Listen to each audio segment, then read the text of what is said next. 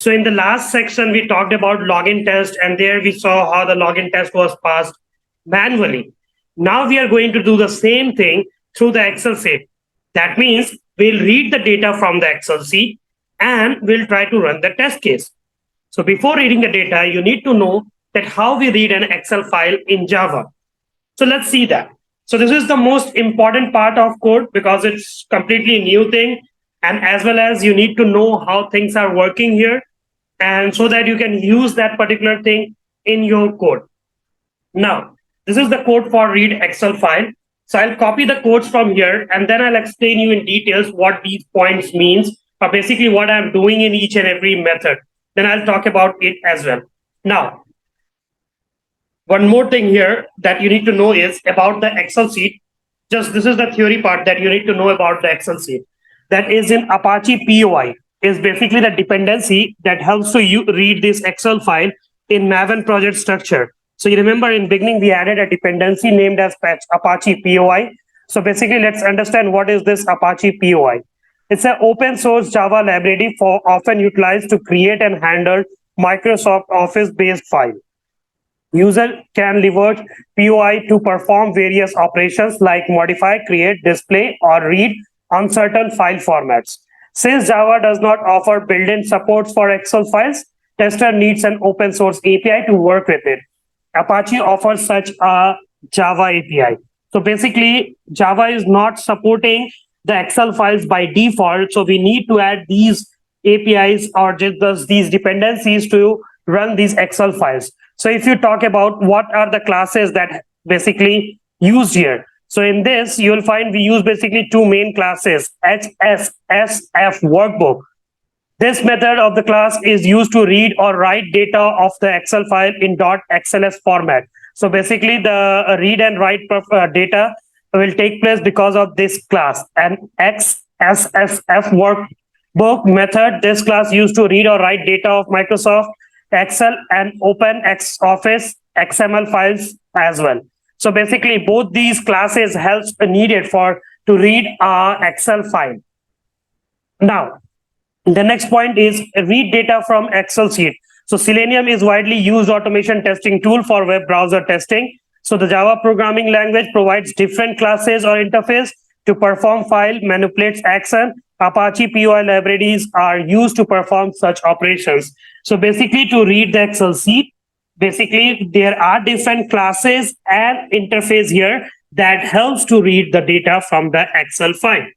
Now, if here you see in this code, I'll do one thing. I'll create one class and I'll copy this code and then I'll explain you the working of each and everything around this table. Now, let me create a new class inside utilities. Again, this is the part that's not a part of project, but we are adding to our project. So this thing here will create the class in utility folder. So here I'll create a class named as read Excel file. Now from here, I'll copy the complete step. Now here few classes are there, few methods are there. We'll copy each and everything and we'll see how it's working.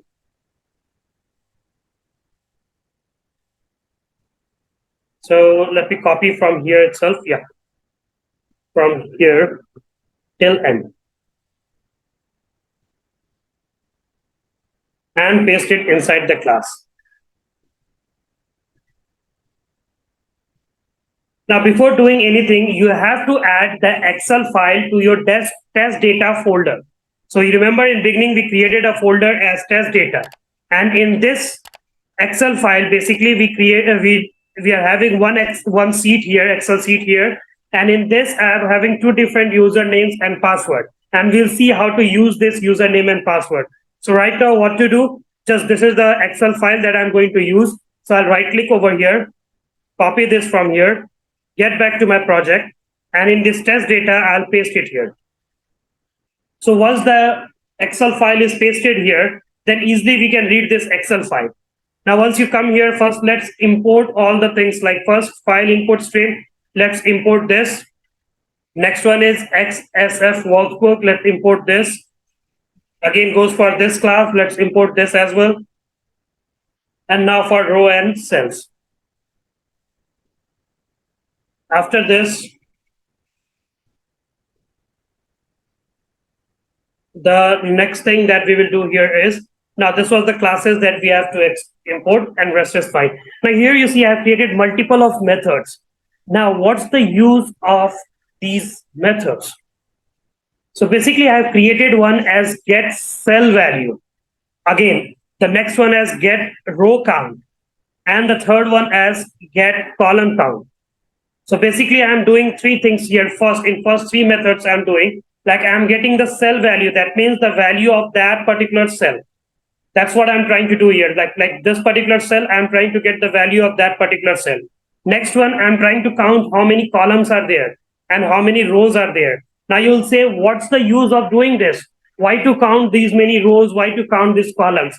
Basically, to get the values from there. And basically, when there is more than one values, so get the values in just loop form, we need these rows and column, because based on these rows and column, I will identify that how many columns I have to visit and how many rows to visit. That means how many data I have to take from there. That's why I've done this thing. Now, to get cell value, what I'm doing here is, the cell value first, I need to pass the file name. So file name is basically testinfo.xls. So I'll pass the file name. Second thing, I'll pass the seed name. Seed name means the name that is given here, that is this login data. This is the seed name. So I'll give the seed name. Third is the row number and cell number. Row number and cell number means, like if you talk about this number, so it's like you can say it's 1 0. That's the row and cell number. So basically you have to give that. Sorry, it's 0 0, you can say that. So basically that cell and row number is given here. Now what it do is, like I'm used here input stream class that's basically used to read the input file. Basically inside the file, whatever the data is, that helps to input that. Now once the data is to this input stream, then it's passed to the workbook. Now basically this is our Excel sheet, is basically our workbook. So this is like when we are handling this from Java, we'll take this thing as a workbook. Now here, so first, again, I'm passing the seed name. So basically the file name, in fact, the file name is passed to this workbook that will take care of the Excel file. And the next one is seed name. We need to have the seed name. Now, once we have all these data, through this, I will get the cell value. That means here, when I pass the seed name, this is my seed name, login data. Next thing when I pass here is the row number. That means if I pass 0, and then I pass cell number, that is 1, then in that case,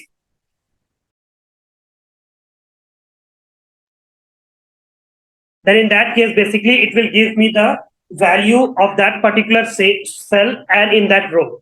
So basically what I'm trying to do is, like, just based on this row and cell number, we are trying to fetch the value from that particular column.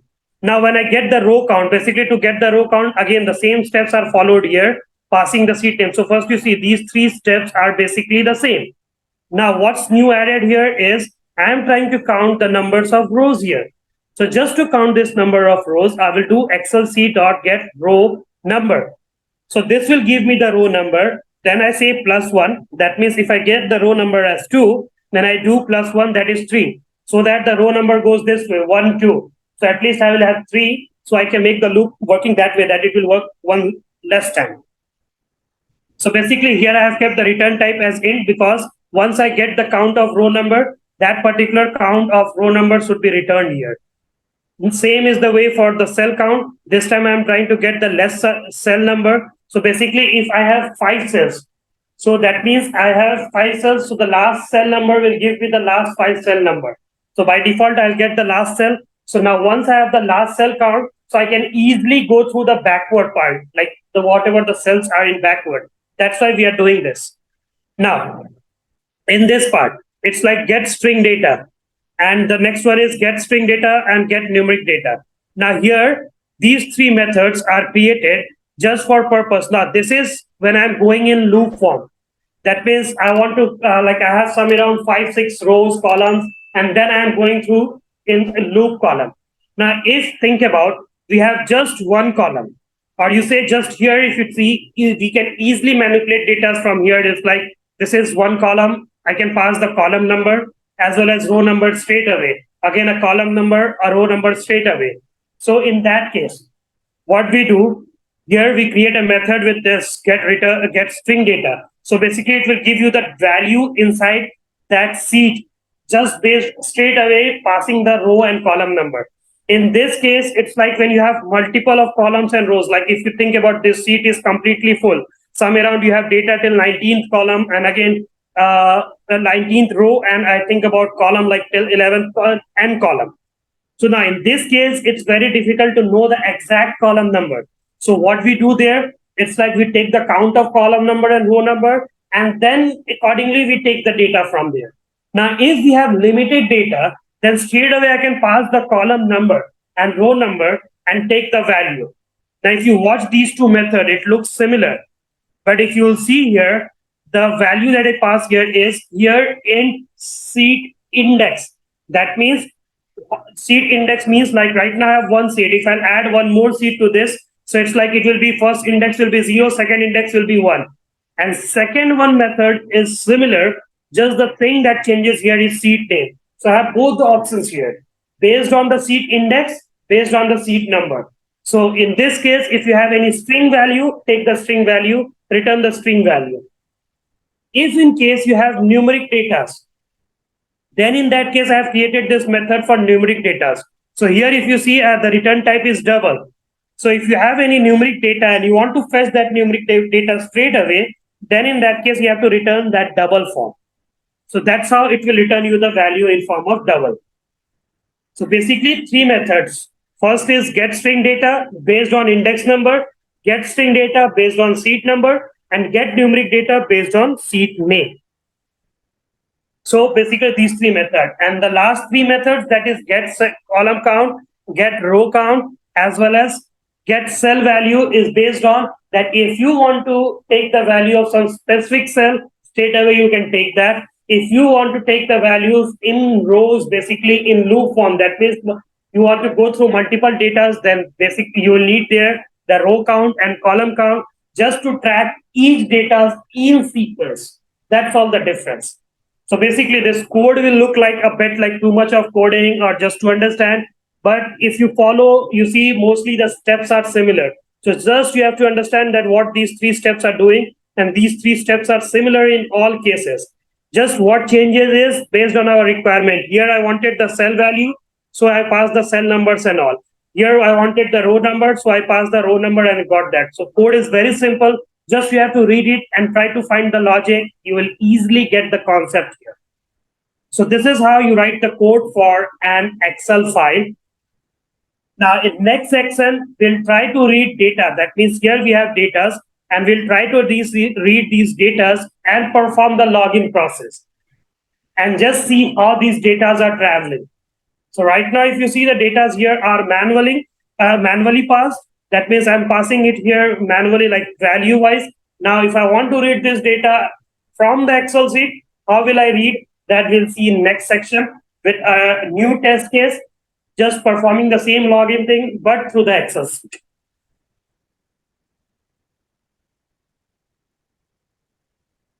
Now, in the last case, if you remember, there we just tried things manually, like we passed the username, we passed the password, both we passed it manually, and just the complete test case was working.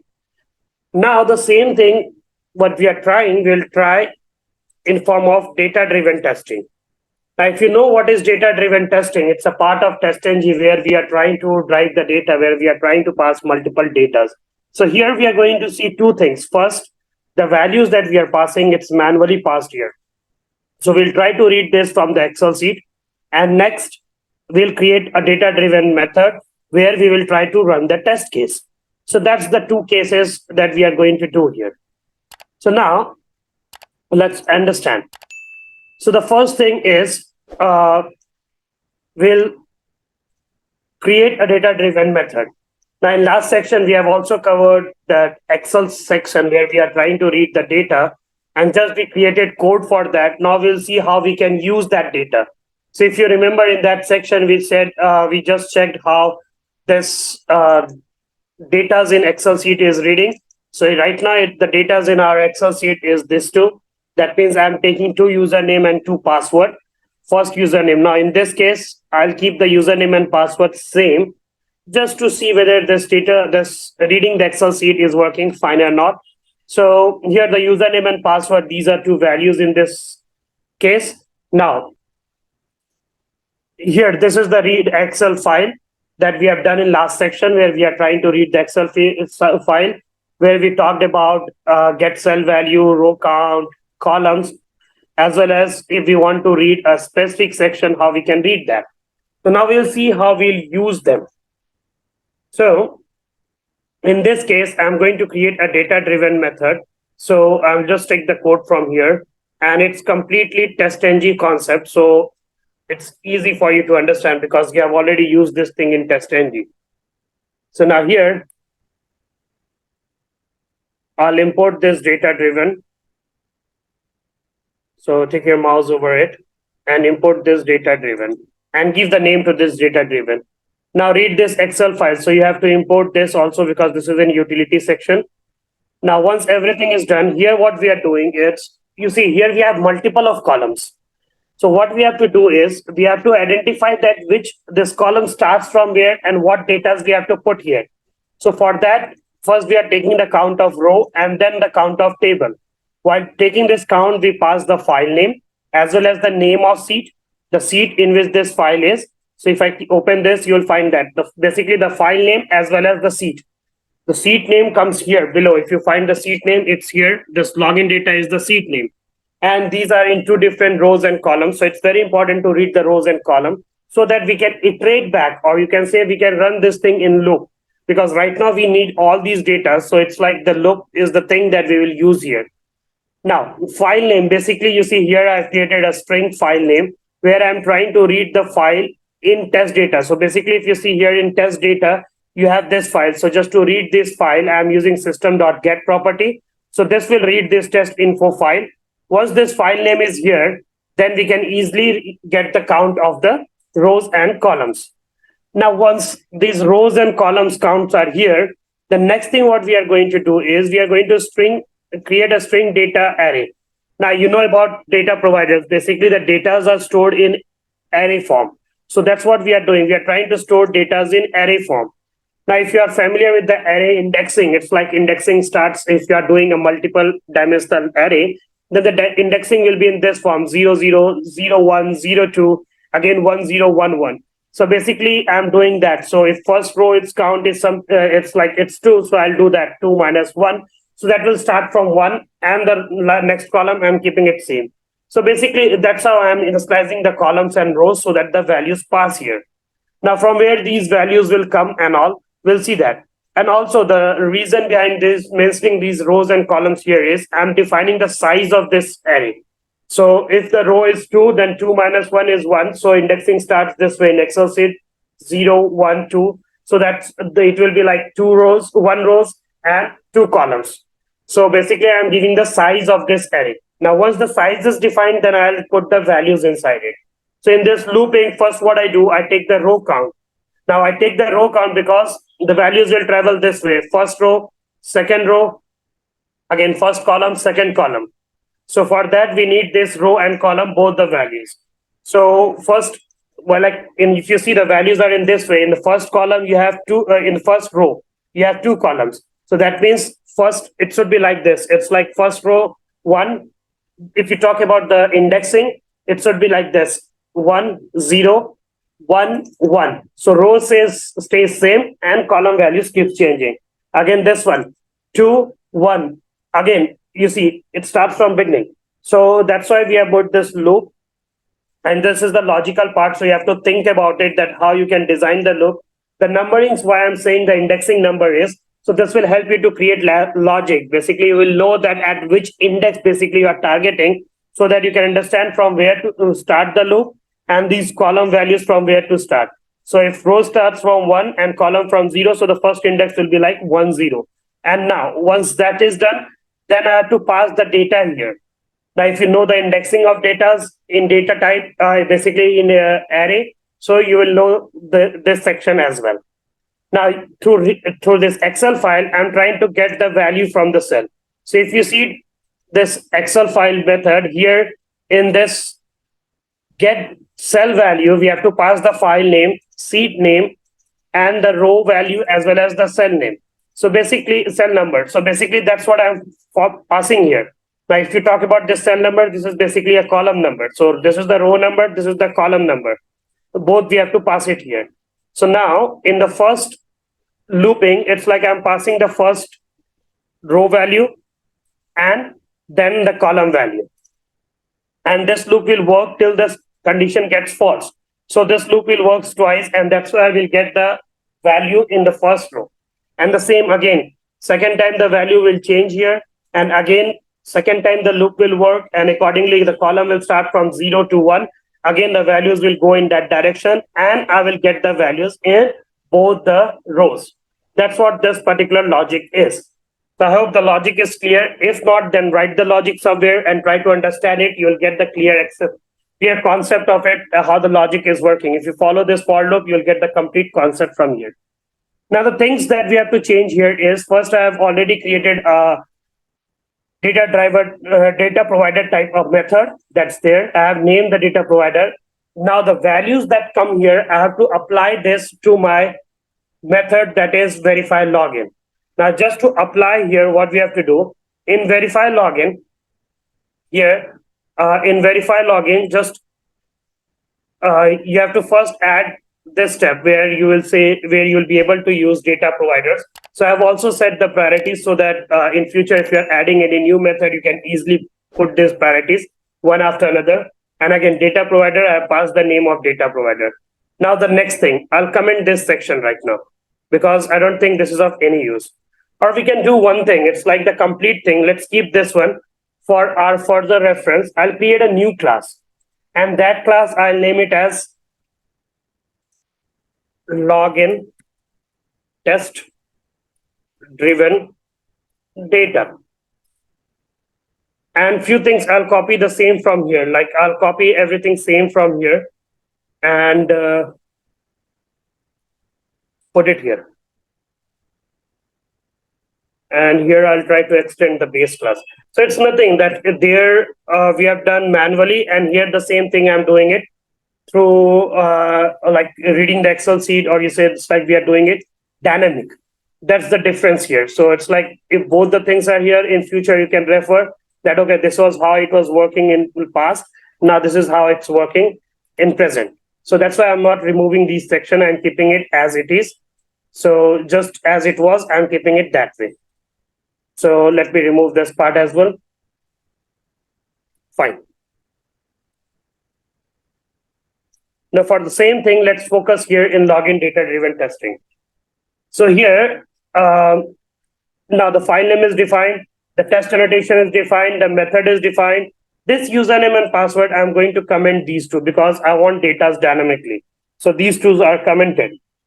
Now, just to make this thing happening, what you have to do, nothing else. Just you will use the same username. Just here, the username was this. So you will use this name as well as you will use this password. Fine. Now it looks like a data driven. Basically, whatever the data will come here, the data will go to this section one by one, and the values will pass here. Now, one more thing, what we have to talk about here is that usually when we test data for first time, we pass the username and password and we get the output. But right now, what's happening? The complete process is running twice. If you see the complete process is running twice, that means that every time you need to do some changes in data. That means every time, like first time, it's like username is passed, password is passed, everything is passed. Then you need to log out from that website and then try the second process. So it's like if you are passing multiple data and if you are into a website, then you have to get back of that website and then again pass the data so that we can test both the values. If you don't pass the data multiple times, what will happen? Or if you don't log out from your website, then in that case, what will happen? The test will run, but you will not be able to see the complete execution process. It will be like the values are passed, but you are not getting any username and password, so it failed. So basically, I'm trying to say here is like this is our website, and when we log into this website, so we are doing testing for the first time. So let me log out first. And now if I log in, like I'm running a test case, so I'm doing it manually, so it will be more clear to you. So if I'm doing login for the first time, I put my values here, like I put whatever the login username and password is, and log into the website. So this is my first test case that's working. But the problem here is that if you try the second test case, then this login button is missing from here. So you're not able to try the second test case. That's the problem. If it would be a straight away username and password thing, then that would work. But here you don't have the login button. So in this situation, you have to log out. You have to log out from your current website and then again log into the process. That's the thing you have to understand. So one more step that we will add here is the code for log out and login. So here in login page, I'll just add, let me close this one. And in this login page, I'll add two more things. What are those? I will add the locator values for these. First, I will add for click and then for logout. So for that, what we will do? So in this page, in login page, where is that login page? Yeah, here. In this login page, just you have to look at, so I have those sections already defined. So I'll just straight away take from here. So this one is for image and this one is for logout click. So I will add these two things in my login page. And once this is added, then I'll create a separate method for logout where I'll perform these logout process. So here, this is the logout method. I'll copy this and put it here. Clear? Now this is for the login process. This is for logout. And here just I will do one thing is in my main section, I'll do lp.logout. So that means after login, this logout thing will also execute. And then again, the second test data will come. So that will execute L as well. So now I think this test data-driven testing is ready. Let's run and see what's happening. Let's see what we get as output. And let's understand how this complete thing is working.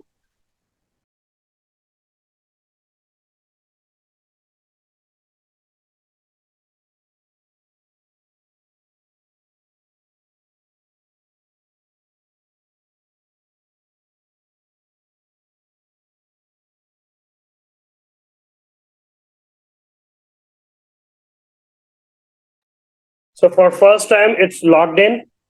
And again, after logged in, it's like, see, second time, again, the same process started. Again, the login process started. And again, we are logged in. So now if you check the status, it will be like two failed, two passed. So it's like both of the values are like correct. You see, both of them passed because both the username and password was correct. Now I'll do a small changes here. I'll just change the username. I'm putting a random username. I'll save this, I'll close this, and again I'll run this test case. So this time I'll expect that one of the test case fails because I'm passing two test cases here, one with the correct credentials and one with the wrong. Last time I passed both the same credentials, so you are able to see that both the test case passed. And if you would not do that logout process, then this should not work twice. So it should work only once and it would give that the next test case failed. So here, practically we are doing and finding, and in that case, it was like just manually you would figure it out that, okay, one test case failed. Now you see the complete process runs again, and this time a different, you see the demo or the username is different, the password is different, I'm not able to log in. Straight away, I'll get that one test case failed, and you'll have the error lines there because of which it failed. So that's how data-driven testing works. And both the processes are important. You need to know manually as well as like when you have just to do the complete setup, you need to know the manual process. And right now, what you are doing, it's like dynamic process. You can say you are fetching the data from the Excel sheet, and then you are executing it so that you can see how the Excel sheet is working as well. So here you see one pass and one failure. So that's the reason after login, like you're not able to find that there's login toggles and also basically it says no element found. So it's clear that you see both the values are passing over here and it's clear this one passed and this one, and the next one failed. So that's how data-driven testing works. Now we'll add more things to our sections, like we will add the listeners that we have also, if we have learned this thing in TestNG. So we'll see how listeners are working here and how listener is useful.